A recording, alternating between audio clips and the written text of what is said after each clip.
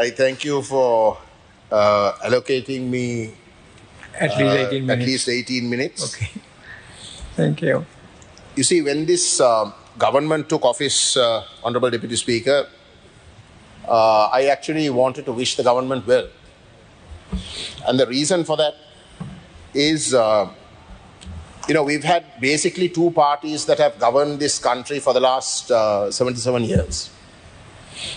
And there have been changes in names, changes in certain postures, but by and large, it has been those two parties that have, or two formations that have governed this country. The President, as Finance Minister, when he presented the budget, he mentioned that. He also mentioned that in his policy statement. So this government coming into power is a radical departure from that 77-year history. And, whatever one may say about the JVP, which is the predominant constituent of the National People's Power, has stood for certain principles. And we might, as a party, might not agree with the way in which they look upon the ethnic problem, or the question of what the Tamil nationalist position is with regards to a vision for this country. But nonetheless, they have stood by certain principles, and they have said that when they are in power, they will ensure the complete eradication of racism, which has been the bane of this country, which we ourselves say has been the backbone of the ethnic conflict. Racism meaning a majoritarian, Sinhala Buddhist, nationalist ideology that unfortunately is exclusive in nature, to a point where the Tamils, Tamil-speaking people predominantly, but definitely the Tamil people of the north and east, have been terribly targeted. So it is in that backdrop where there has been a clear departure that I and my party was hoping this government would demonstrate a new beginning through this budget. So when we look upon this budget, the test, Honorable Deputy Speaker, is whether there is significant departure on key issues facing the Tamil people of the Northeast, since we represent the Tamil people of the Northeast, a key departure from key issues that have made us oppose previous governments. It's not rocket science. That's the key test that we would apply when we look at this budget. So in that sense, I mentioned that we were hopeful and we were actually looking forward to this budget, because there is also an element within this government, the predominant party, the JVP, being a leftist-oriented party, will not be too enamored by center-right and right-wing economic policies, but there would be a tendency towards looking at the vulnerable and paying special attention to the vulnerable, to protect them, protect their economies, and try and make sure that their economies can grow. And that is a key element of leftist thinking. So this was something that we were really actually looking forward to in this government's budget. One of the key things that I was looking for, actually the Finance Minister and President mentioned it once or twice, and that is that the Northeast, because of a war situation for over 30 years, has been specifically vulnerable. And therefore, there have to be special attention paid to the Northeast. And that is true. That is true. That is exactly what we were expecting to see in this budget. But honestly, Honorable Deputy Speaker, there is nothing specific in this budget for the Northeast. Nothing specific in this budget to say that the Northeast because of the war situation that existed for 30 years, is specifically vulnerable and must be protected. He has mentioned the north and the east, certain projects. For example, the rural road development project, he said that for the north, he is allocating 5 billion, that is 5,000 million rupees. When he was in Jaffna a few weeks ago and attended the district coordinating committee meeting, which I also attended, he specifically asked the specific department under the provincial council for how much money they are capable of spending for road development, rural road development in Jaffna. And the gentleman who represented the particular department said that they have been allocated 1,300 million and that they will be able to spend that amount by this year, for this year. Then the president went on to say, okay, if you say that you can spend that money, I will allocate 5,000 million, that is 5 billion, for the northern province. Now this is a typical example where doubt creeps in, because 5,000 million means where you have in the northern province 5 districts, then you, assuming that you allocate equally to those 5 districts, is a war affected area, 1,000 million each district. Means Jaffna for this year was allocated 1,300. And Jaffna is relatively developed when it comes to the roads. It is the other districts in the northern province that actually needs far more allocations. But under his proposal of 5 billion, Jaffna is only going to get at best 1,000 million. 300 million less than what we have this year. But to say in a sweeping statement that you're getting 5 billion looks quite good, but in the detail, there is a serious problem. He's allocated, another thing he specifically mentions is allocating 100 million to the Jaffna Public Library. Good, it is something that we welcome. But honestly, Honorable Deputy Speaker, 100 million today is nothing. You know that. I mean, a house, a fairly wealthy person who tries to build a house will not be able to complete his house in Colombo for about 40 or 50 million. What is 100 million for an entire library that was completely destroyed and that is still not restored to its original splendor? So when it comes to the details, there is a problem. We have repeatedly said in previous budgets, I have been a member of parliament since 2001. At that time itself, we spoke in terms of needing a special provision for the Northeast because it was war affected. Certainly, since I got re-elected in 2020, we have been saying that after 2009, consecutive governments should have declared the Northeast a war-affected area. They should have brought in certain protectionist measures for maybe 5 years or 10 years to ensure that the people who are vulnerable, who are literally 40 years behind the rest of the country, their economies are protected, allowed to grow, strengthen. And then once they are ready to compete with the rest of the country, then you have a all-encompassing policy for the whole country. So we have been saying that for previous governments, but of course, none of those governments listened. And we were hoping that this government, which is dominated by the JVP, which is a leftist party, would actually take that point, but they haven't. And as a result, there are serious concerns, Honorable Deputy Speaker.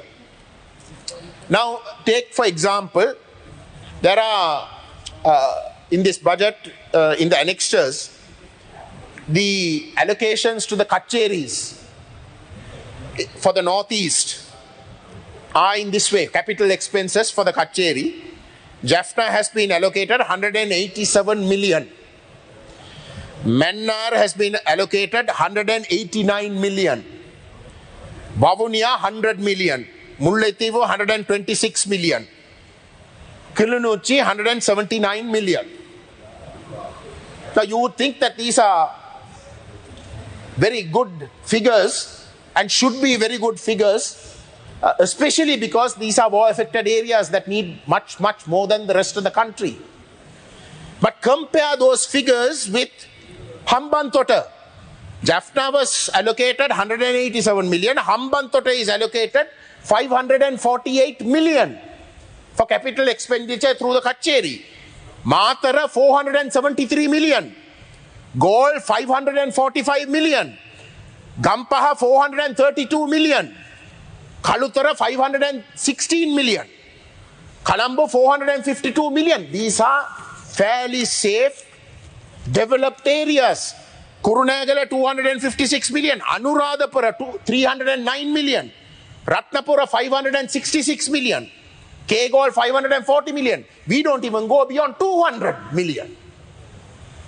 In the north and the east, we don't get even more than 200 million, well below 200 million. For over 30-year war-affected area. Now surely there is something wrong with these allocations. What is the message you're sending people like us? The President and the Finance Minister in his speech says that the war-affected area must be developed and special focus must be given. But in reality, it's the complete opposite. And those are our concerns. There has been a lot of dedication to education.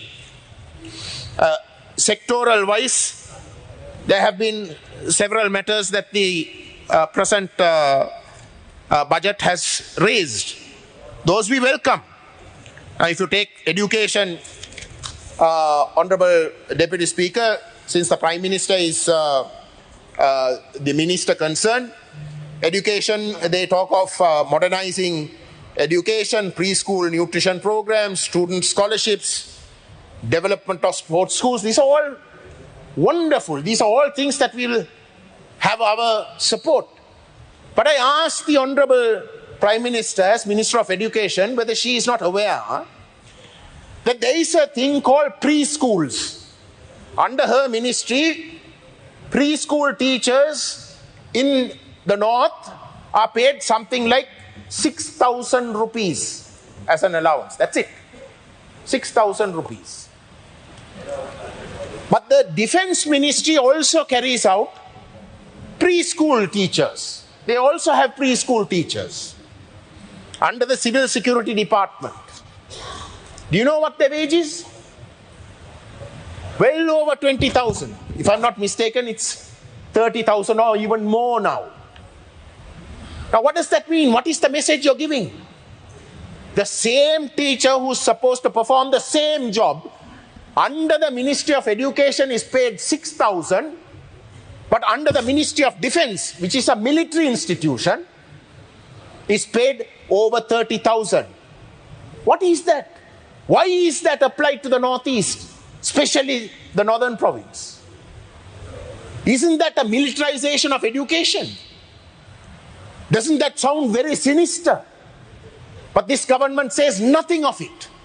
It talks of preschool, it talks of developing that sector, but says nothing about this disastrous policy that previous governments that we have opposed very vehemently for their very racist, for their extremely counter-insurgency policies, even 15, 16 years after the war.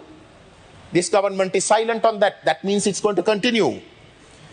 If you look at the Eastern Province, all that is said is that the Eastern Province is going to be promoted, made into a financial hub, and the entire burden is put on India. That India will be sought after, that India will come in and will take the entire burden in developing the Eastern Province. Very good. We know that India will come forward. But whilst you want India to come forward, you're also announcing in this very same budget that 39 of the Trincomalee oil tank farms are going to be internationally bidded for. Now you know that India is very interested in those oil tank farms. Now if that 39 oil tank farms are going to be palmed off to somebody else, do you think India will be interested? Do you think India will take that kindly? When India has repeatedly said that they have a special interest since these commitments come under the Indo-Lanka Accord, and that they are interested in completely taking over those oil tank farms, you have chosen to go international. And we know what that means. If it was some other government, we would know for sure what that means. So there is no guarantee that India will come. Because on the one hand, you say that you want India, on the other hand, you aggravate a situation. You create a situation, you create doubts. And the eastern provinces' entire future, according to this budget, depends on India. All up in arms, Honorable Deputy Speaker. Even that, we have no definite commitment because of your own policies, which very clearly might negatively impact India. Then, with regards to agriculture and food security, another topic that the budget speaks of. Honorable Deputy Speaker, for the Northeast, forestry and high security zones, the forestry department and the high security zone is a curse. Soon after the war, you declared high security zones for the military, and the forest department took over large swathes of land from which people were displaced because of the war situation. When they came back, their lands have been declared a forest area. We've been trying to get it back, but we are not able to. People are arrested, they are produced before courts without bail for weeks. Gajendra Ponnambalam, you have 2 more minutes. Please give me 2 more minutes, Honorable Deputy Speaker. Not 2 more minutes, 2 more minutes over the 2 more minutes. Nothing about any of that in this budget. If you don't tackle the forestry and if you don't tackle the militarization of the Northeast, which the government said it will, in the last 3 months it has done nothing, then this concept of agriculture and food security becomes a pipe dream for people in the Northeast, Honorable Deputy Speaker. You talk about dairy production. Well and good, we'll be supporting it the highest. But in the eastern province, in Mailattamadu and Madhavane, those dairy lands that have been allocated, over 30,000 acres of land, is today being forcibly confiscated by people from outside districts. Illegal. They are preventing dairy production there. So far, in the past, previous governments have stood against the Tamil people on this question of dairy in Mailattamadu and Madhavane. There is not a word from this government with regard to that very vexed problem. Those people who are affected are protesting even today. It's the second longest protest this country has ever seen, next to the families of the disappeared from the Northeast, because their livelihoods are being destroyed. Not a word from that government without tackling the question of Mailattamanu and Madhavane on the question of dairy production, Honorable Deputy Speaker. This becomes meaningless for the people of the eastern province. Irrigation sector, another very good and something that we would strongly support. But the budget and the Honorable President mentions 2 important projects. The Madroya Right Bank Development Scheme. Now, do you know, Honorable Deputy Speaker, that the reason why the dairy product people from the eastern province in Mailattamadu and Madhavane are facing such a calamitous situation by their lands being grabbed and them losing their livelihoods is because, in fact, of this Madroya Right Bank Development Scheme. Because the previous governments wanted to colonize those areas, chase away the Tamil people, colonize those areas with outside district people, and it is because of that that this Mailattamanu Madhavane livestock problem became such a huge problem. This government talks of continuing and bringing that project to a fruition, but without addressing the colonization sinister schemes of previous governments, This sends shivers down our spine, Honorable Deputy Speaker, and the government must have answers to that. 1,500 acres in the Malwatoya scheme, in the Malwatoya irrigation scheme. Actually, 15 Muslim families are the ones who are affected when that scheme completes. Because the areas are low-lying, they get flooding. But the previous governments have identified 1,500 families from the Anuradhapura district. Now this Malwatoya scheme is from Mannar. My good colleague Mr. Selvam Adakalana is from that district. It is actually in Mannar district. But 1,500 families have been identified from the Anuradhapura district, saying that they are affected by this project and that they are going to be reallocated. And where are they going to be resettled? They are going to be resettled in Chettikulam. Honorable Gajendra Ponnambalam, can you please wind up? You have exhausted your 2 minutes over the 2 minutes. I'm finishing. All of these schemes, Honorable Deputy Speaker, actually are quite worrisome. Unless the government comes out with very clear, unambiguous positions on the matters that we have raised, this budget goes the same way as the previous ones. The policies of this government are no different from the policies of the governments that we have opposed, budgets that we have opposed. Military expenditure has gone up. I will talk in great detail under the Ministry of Defence.